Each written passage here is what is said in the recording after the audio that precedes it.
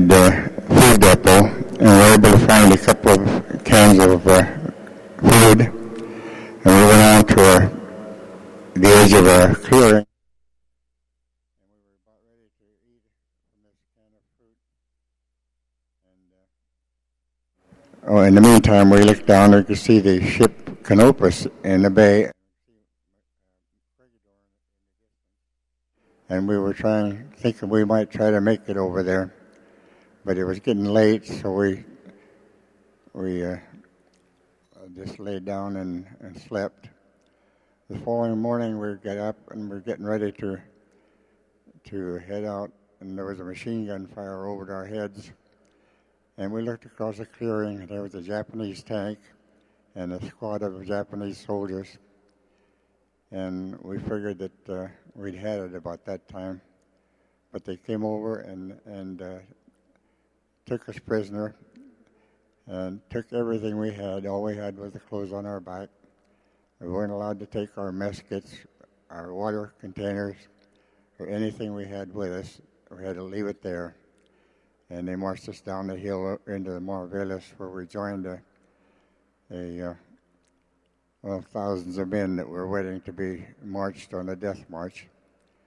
I was in that camp for about 2 days before they got me on the road to San Fernando, and it took me about 5 days to get there. I was in pretty bad shape, and along the march, anybody who dropped out or tried to go for water was either shot or bayoneted. And along the route, there were bodies all over the place, and with the heat, the bodies were swollen like big balloons, and the heat rendered any fat that was in the body, out of the body, and there was just a pool of a stain around the bodies of grease that had been rendered from the bodies. There were bodies that had been run over by tanks and trucks, and they were just mashed into the ground, and some of them were unrecognizable. And as trucks go by, they would try to reach out and hit the prisoners with a bayonet or a rifle or a club. And we managed to stay in the center most of the time, away from any danger. And I had not much contact with the Japanese, except the guards that were changed every once in a while. We marched all day long, but the guards were changed about every 25 miles or so, or less. And Bill, when you said that you went inside the column, and this is what a lot of men would do to try to avoid the guards. It was the safest place to be during the Bataan Death March. But the imagery that you're describing, and you described, was horrendous. How were you able to handle this psychologically and mentally? How were you able to avoid this, penetrating? Do you remember? I don't know. It just seemed like it was I didn't give it much thought. All I could think about was survival and how to protect myself on the march. And one time in the march, we marched all day and part into the night, and they found out we had missed the place where we were supposed to sleep. So they turned us around and marched us back. And we get into this big clearing, and it was pitch dark, no light, and we stumbled over other people, and we tried to find a place where we could lay down wasn't too bad.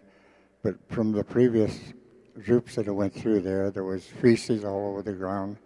There was a lot of the bodies were dead, and we tried to clear the place to lay down. And we didn't know what was there until the following morning, and see these bodies and all the mess on the ground that we were laying on. And then, of course, we started marching again.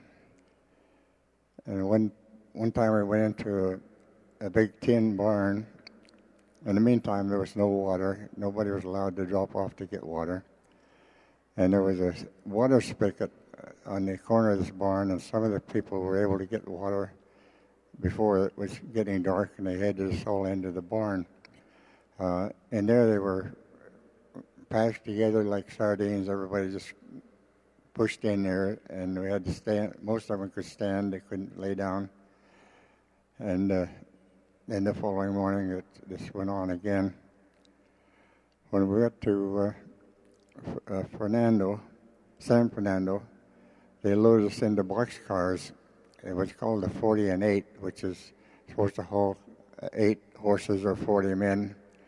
And they'd put about 100 men to a boxcar. And when they closed the door, there was very little air, and the heat was intense. And they took us from there to Capas. At Capas, we got out of there, and some of the bodies were left lying in the boxcar. And from there, we marched on to Camp O'Donnell. Thank you. Do you remember the day you were surrendered? Do you remember the day you were surrendered? April 9th. I know, but what happened to you? I was in the Army Air Corps, and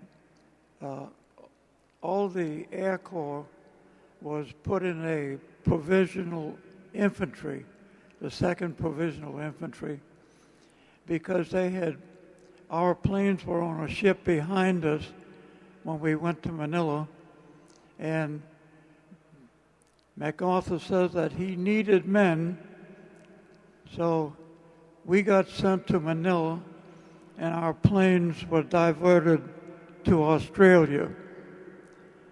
So we were issued Springfield rifles, and we had to clean all the cosmoline off of it. And so we were put on the 2nd line of defense on Bataan. And when it was surrendered, when they surrendered us,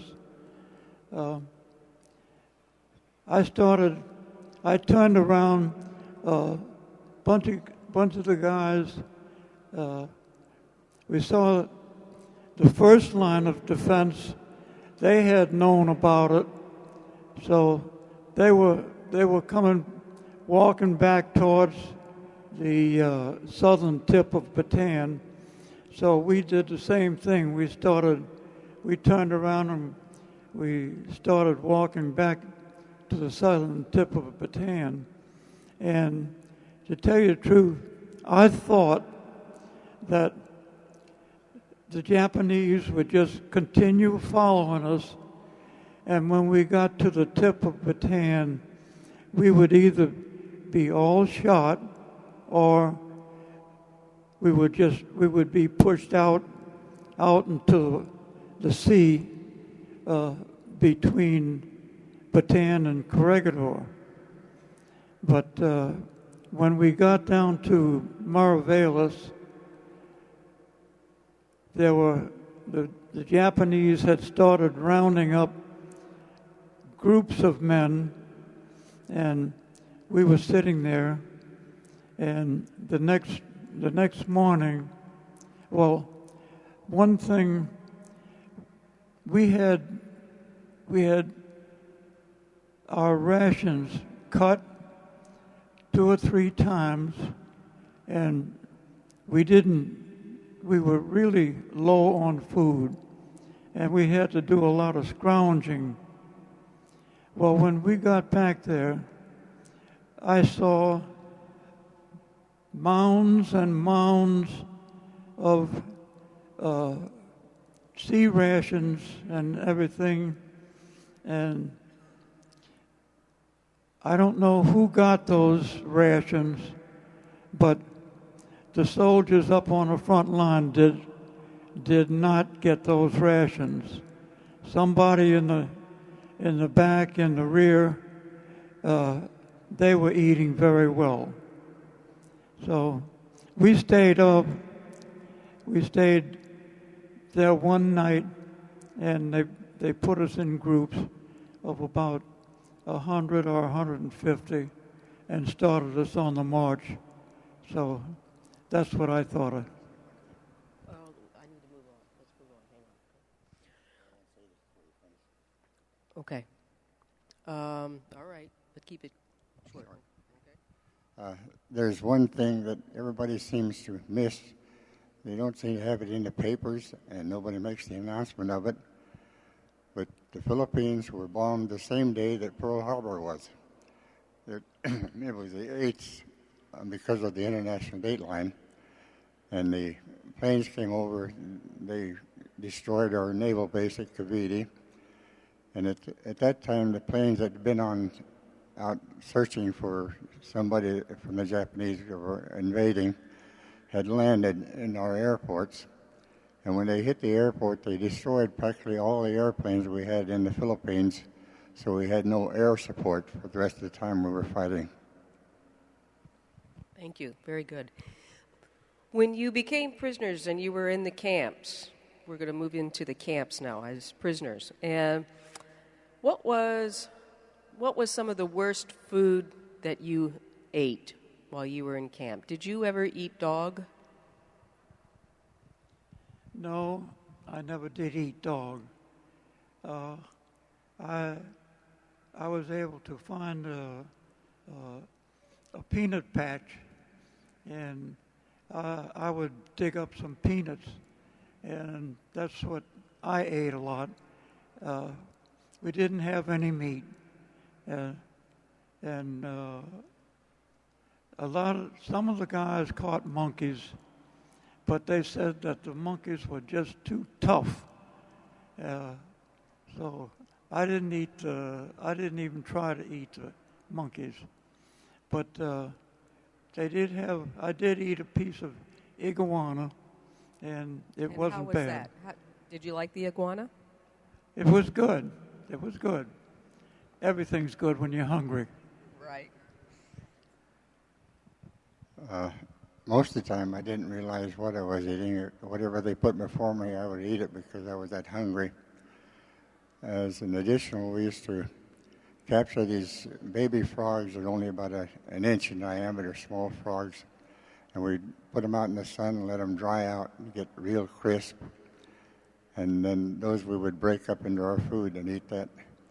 And were they like shrimp then? I don't recall the taste. All I know that they were nourishing. The one condition I don't think has been mentioned is I had malaria and dysentery, and I was in very bad shape. And the only thing I wore was a G-string, like the Indian used to wear, just a G-string on, and I had no control over my bowel movements. And eventually, I slept under the building. I didn't go inside because it was closer to the latrine. And when we go to the latrine, it was a big slit trench, and it looked like there was boiling water. What it was just thousands and thousands of maggots. And these maggots would crawl up on the ground, and they crawl up under the poles that we had to straddle on, and you could just feel them popping as you walked across on top of them. And I was there a short time before they drugged me out and took me to the zero ward where everybody was supposed to pass away. Eventually I woke up and they were trying to clean me up a little bit. And I could see these bodies laying beside the building where we had burial details of up to 100 or so every day. And it seemed to revive me, and I went back to the duty side. Do you remember what you ate in the camps? Did you eat anything that... did you ever eat dog in the camps? What dog is that? Dog. Yeah. No, not really. Yeah, we did. When I was in camp, we did eat dogs, but we ate whatever was available. We had frogs, crickets, worms, birds. That's all we had at that time. But we had fish, as you know, we had the beach defense. We had fish in the ocean. All we had to do was shoot at the schools of fish. And you'd see them floating over the water. All we had to do is pick them up and cook them. But we didn't have utensils. What we had was the steel helmet. We used the steel helmets as our pots. That's all we had. For water, we didn't have running water.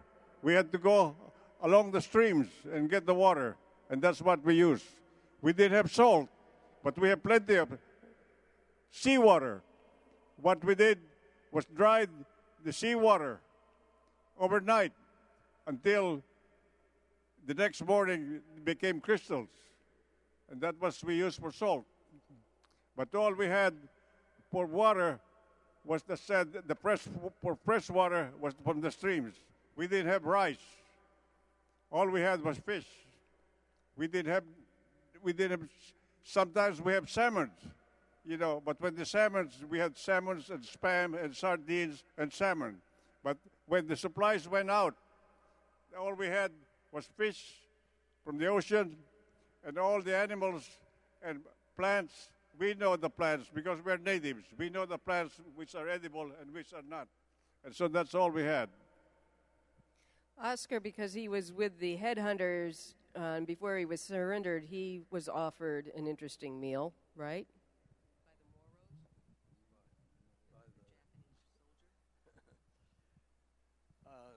I guess the strangest food that I saw prepared was they would bring a young Japanese, and for 3 days they'd give him just nothing but water till he got all cleaned out.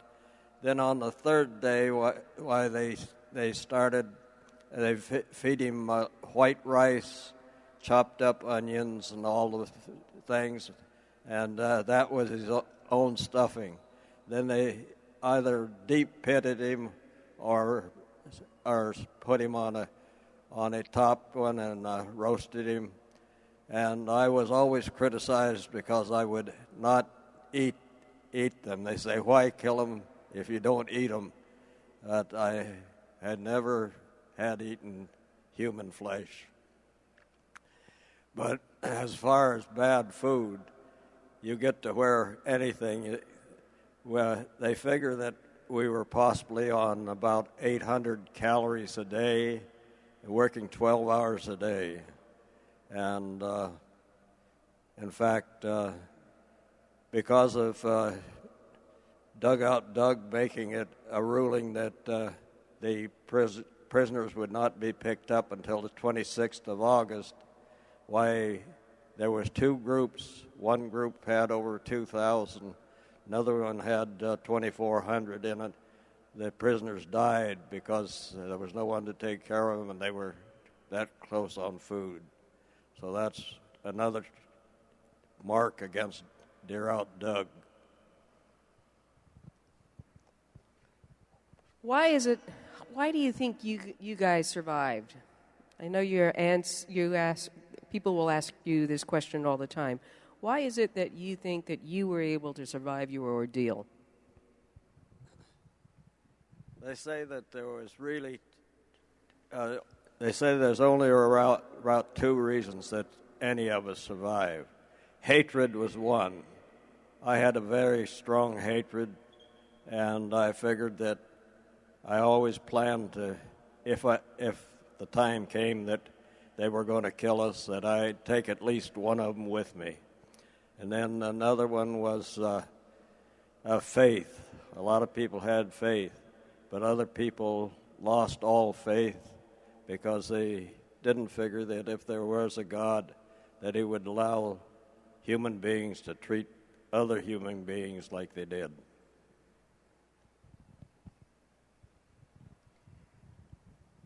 In a situation where we were during the war, it's the desire to live and survive.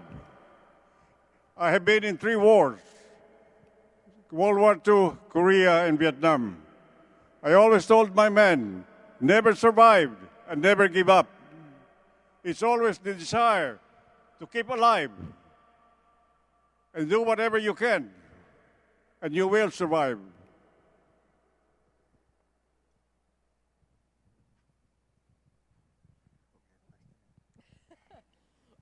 Why do you think you survived? I have no idea how I survived. I don't recall consciously trying. I just took things as they came along and did what I could. And I don't think I ever really thought I was going to die. I just thought things were pretty rough. And I think mainly I wasn't conscious of it. I wasn't thinking on it. And I just took things as they came along. Why do you think you survived?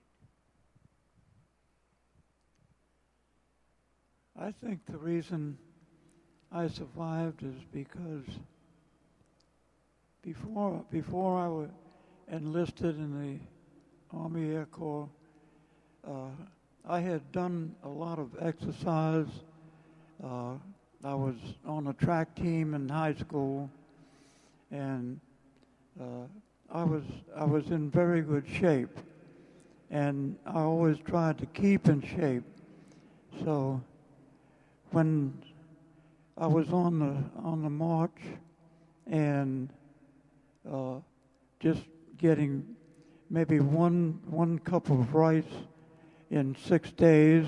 We were on the march for 6 days, and I contribute the shape that I was in. Although a lot of the guys had really lost a lot of weight and everything. I didn't lose that much. I went down from about 145 pounds to about 125. And 25 is not too bad.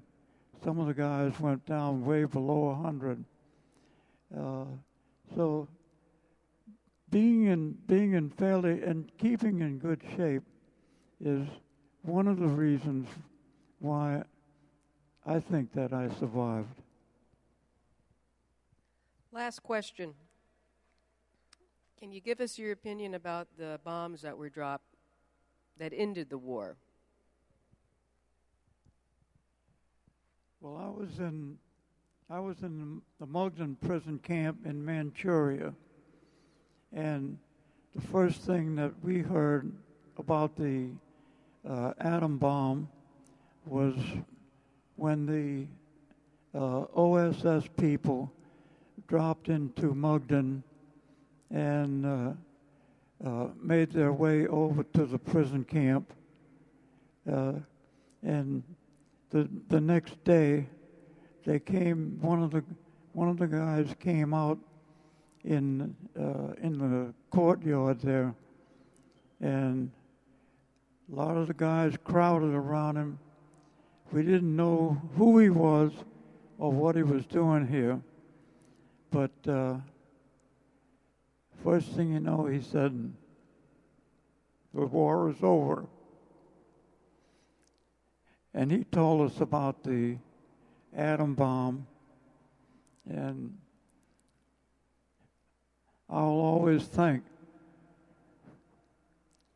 President Truman for dropping those bombs, because if they hadn't done that, I wouldn't be here.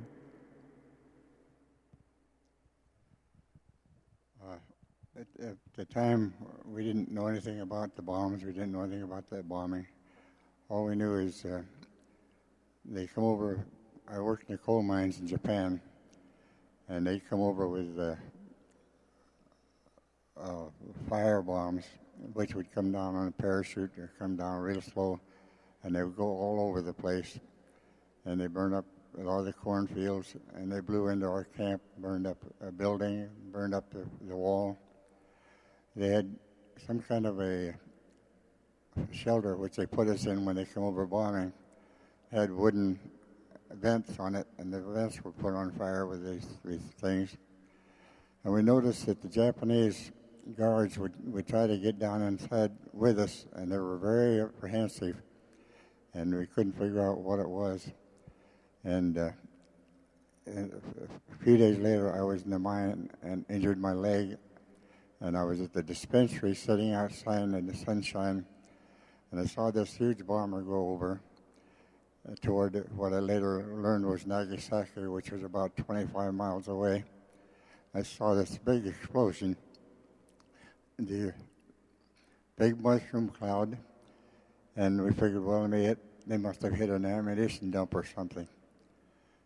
About, it's 3 days after that, I woke up and the guards were gone. The camp was completely free. And I'm regressing just a little bit, but I was watching at the camp, and there was a squad of naval personnel, medical personnel coming into the camp.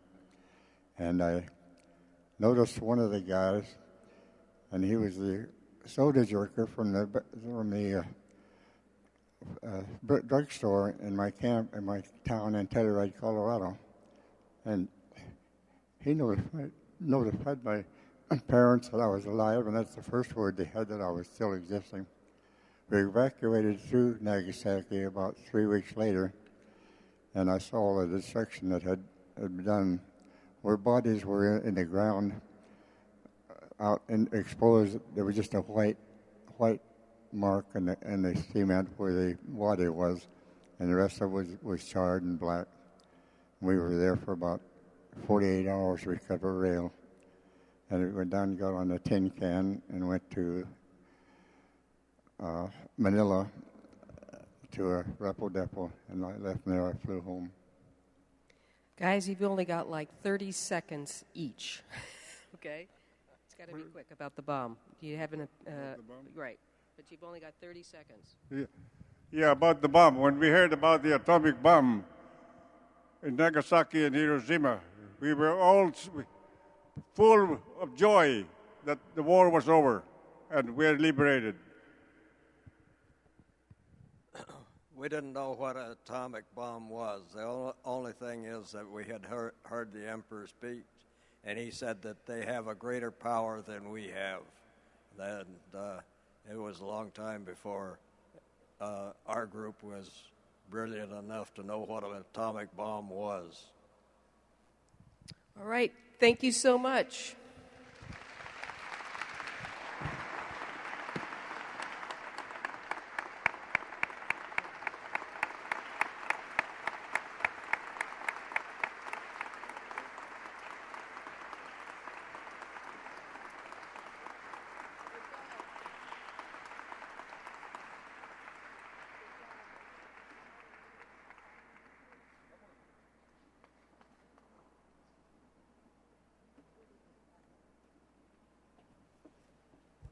Hello.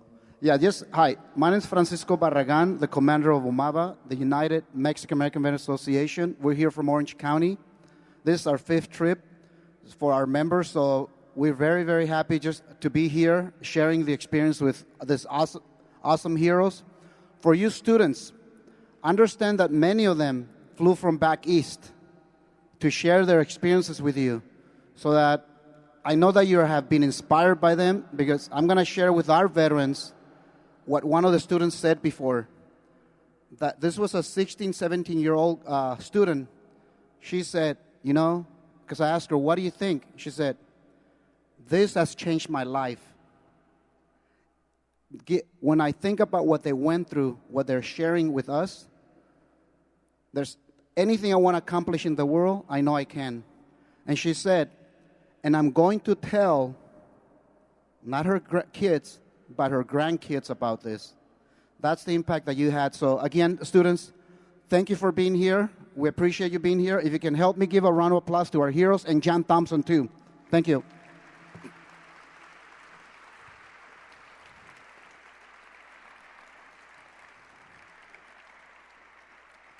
And then an administrative thing, you got the next session. You got about 8 minutes to get there. You're going to be there from 12:15 to about wait, hold on. I'm sorry, 11:35 to 12:15. So you're going to be there till about 12:15, so please hurry to your next session. Thank you for being here. Thank you.